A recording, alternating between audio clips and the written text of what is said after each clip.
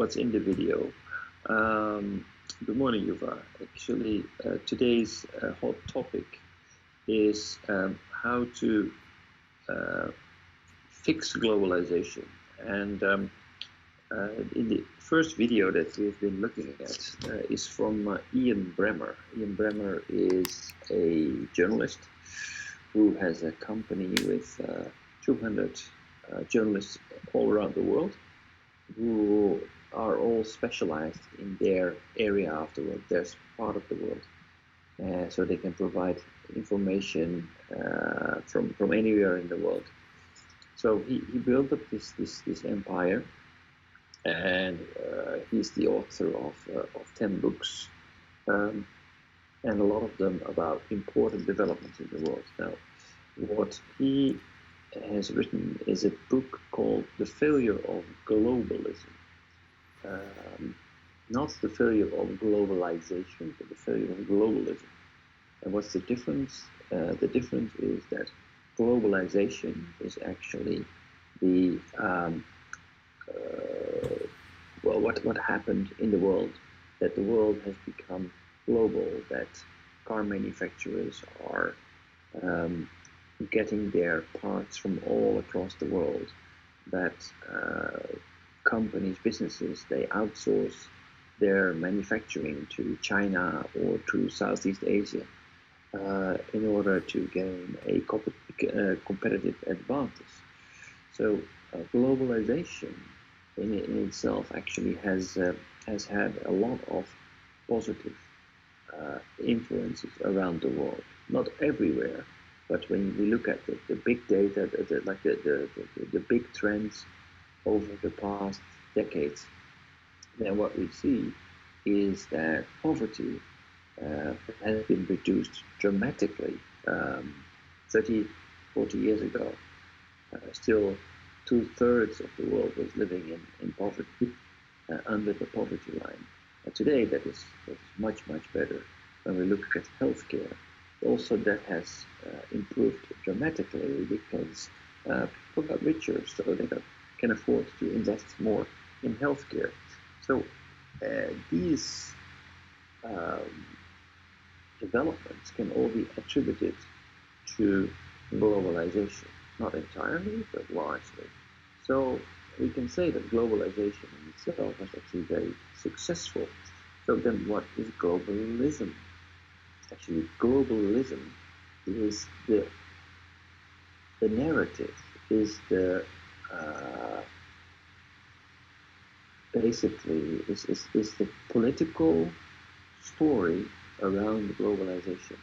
So what we were led to believe, and then when I say we, I especially mean us in the developed world, in Europe, in the United States, in Japan, was that globalization is good.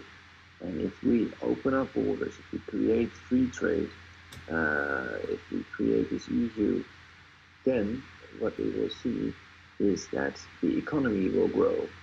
And if the economy grows, that in turn will create more jobs. So it is good for us all if we start to work together, if we start to collaborate, if we create these economic interdependencies, and that will create more money for us all. So that is the story of globalism. However, it is not exactly the reality. The reality is that a lot of people within these developed countries, within Europe, United States, Japan, actually cannot keep up with what's happening around them. There is actually only a small group of people who really benefited from globalization. The captains of industry, the people who are leading manufacturing industries, just branches overseas, they have benefited from globalization. Big multinationals have benefited from globalization, but then especially the shareholders of these companies have benefited from globalization. The new companies like Facebook and Google They are the ones who benefited from globalization. But there are many other people who actually did not benefit from globalization. Could be that they have lost their jobs because of the outsourced overseas. What we see with a lot of people in the United States, they have seen the blue collar workers have seen their jobs moving to Mexico and other parts of the world because labor is a lot cheaper there. And yeah, this has led to a very negative sentiment that people in the United States, even if they managed to maintain their job, they didn't see their average wage, the real wage increase for more than 20 years. They feel like, well, these stories that people have been telling us, they're not true. I don't benefit from globalization at all. I am not. I have to worry about my income development and that of my children, because I can clearly see that the way that things work, I cannot get ahead. The system doesn't protect me. There's nobody who's protecting me against companies moving my employer moving their factory to Thailand, and obviously, if they're moving to Thailand, people are working against lower wages because the cost of living in Thailand is much lower. So how can we compete with that? So people believe that the system fails them, and they start to blame immigration. They start to blame open borders. So the story of globalization is good for all of us, is now heavily questioned. And this trend doesn't only happen in the United States, where there is a big gap between rich and poor. There are extremely rich people, and there are a lot of people who live in poverty or below the poverty line in the United States, actually. So it's driven by economic inequality, but it's also driven by an anti-immigrant sentiment. That is partly true in the United States, but it's also true in Europe. In Europe, the income differences are not as big as in the United States, but there we have seen in the past years that a big flood of immigrants has come in from through the Middle East into Europe, and people are angry because they have been working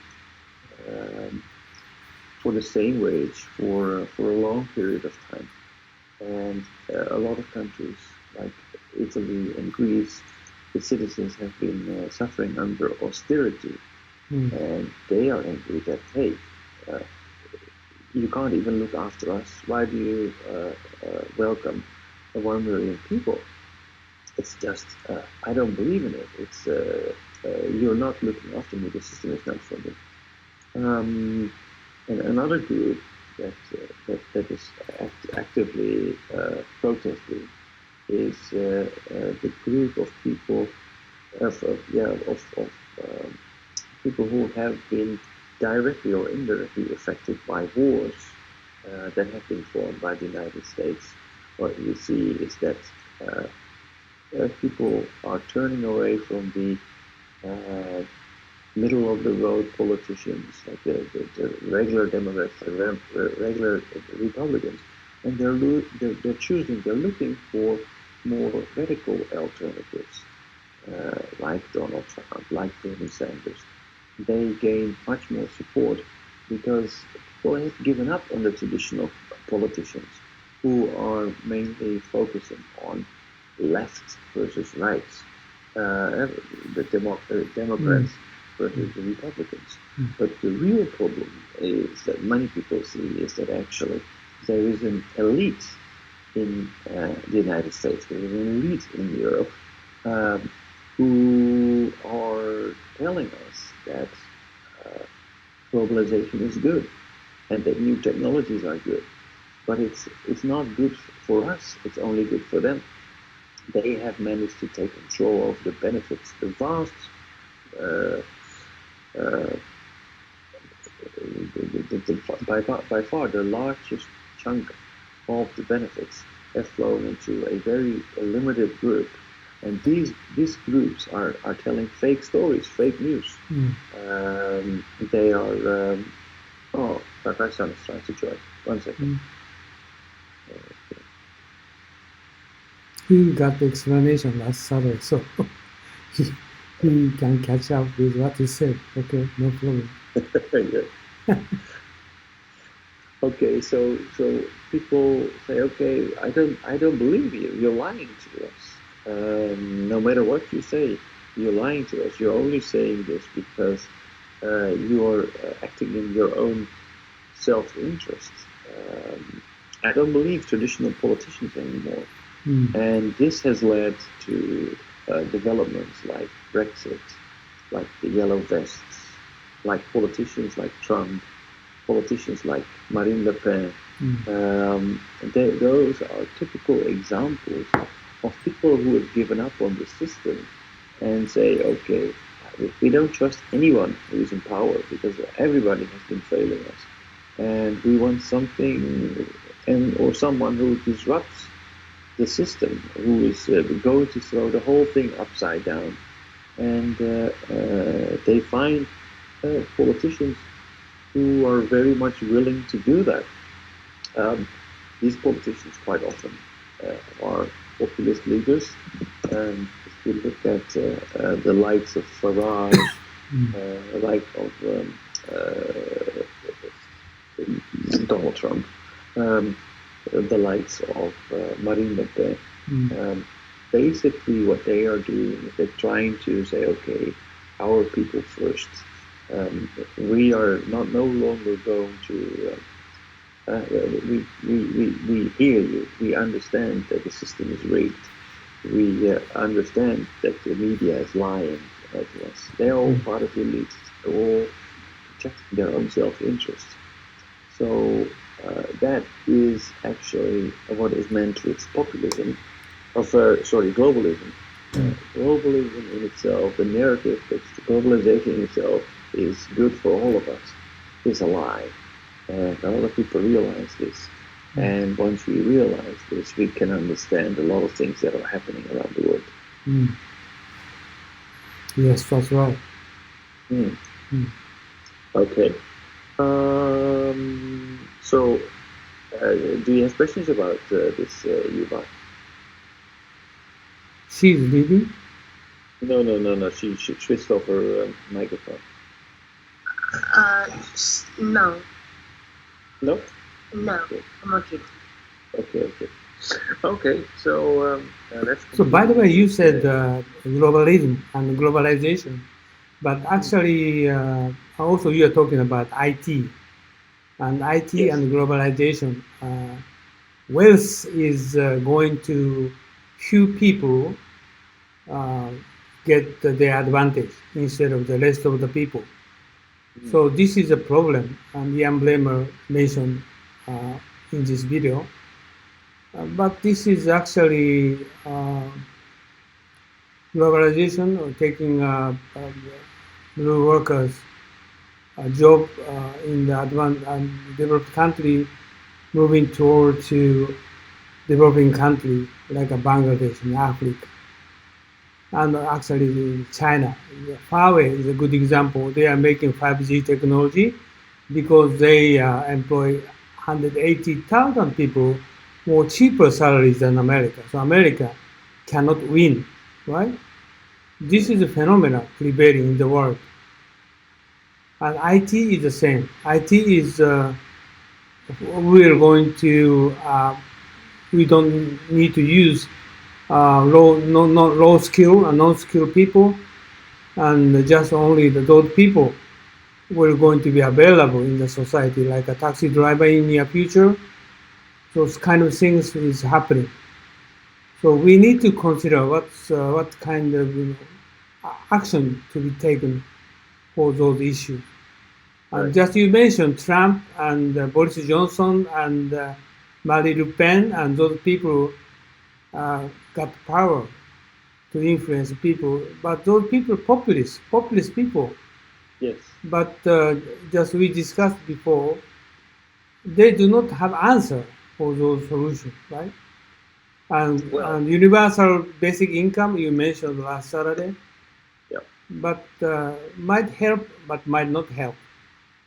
So what kind of solution we need to looking for? This is a major issue. We need to consider immigration the same, completely the same.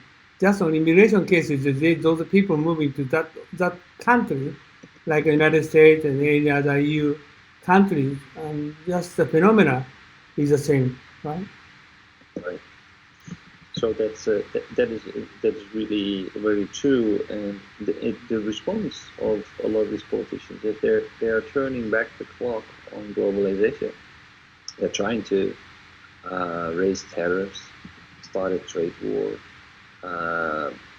stop immigration, basically just reverse the trend of globalization, because it has failed enough people to that to become a majority in the United States.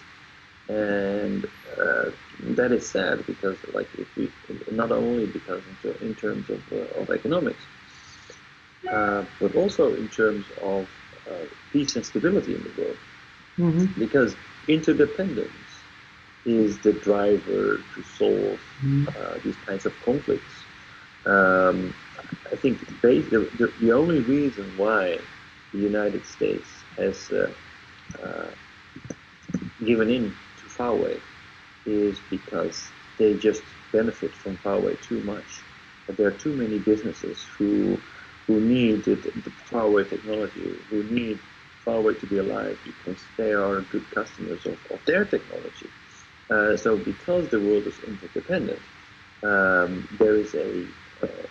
there's too much self-interest to create a conflict with others. But as soon as we start to retreat, that interdependence starts to get less and less and less. So that will give rise to conflicts becoming much more severe. So the chances of wars, etc., to break out in a world that is not intertwined, that doesn't have any direct interest in each other, will become much bigger. I think this is a very good example. Trump policy. He tried to avoid immigration from Central America, and he tried to stop them to come into the States. But this will not be a solution for the issue. And also the globalization, they try to stop import from China, but this is not the answer for how to save the poor people, blue-collar people in the States. I think we need to looking for another solution to solve it, right? Well, Uno-san,